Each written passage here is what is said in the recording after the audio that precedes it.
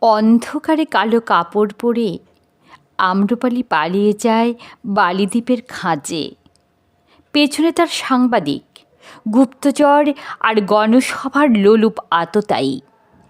ত্রস্ত চোখ, লাস্যতার আচ্ছাদিত বিষাদ কালো মেঘে আম্রপালি বাঁচতে চায়। সমাজ চায় প্রমাণ লোপ হোক। সুনন্দিত কপালে তার সদ্য ক্ষত দাগ। ঢিল মেরেছে পুরুষ যারা প্রেমিক ছিল আগে, ঢিল মারছে গ্রামের মানুষেরা। নষ্ট মেয়ে মেরে তারাও রব তুলেছে পঞ্চায়েত।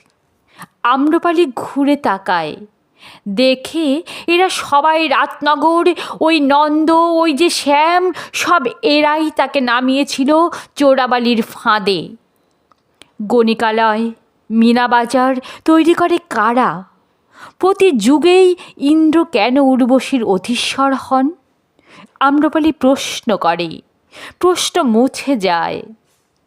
অন্ধকারে সাদা কাপড় পরে আম্রপালি শরণ্যায় অমিতাভর পায়ে আছড়ে পড়ে শান্তি চায়। পেছনে ছুটে আসে হাউস অব কমন্স গুপ্তচর দল।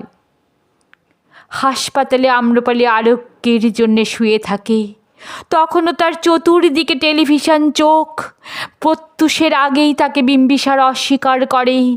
এই পুরুষ, এই প্রেমিক বৈশালীর সুনাগরিকগণ গণসভায় রায় দিয়েছেন, আম্রপালি পরম নারী, নিয়তি তার নগর নটি হওয়া। আম্রপালি পালিয়ে যায়, পেছনে তার সমাজ তাড়া করে।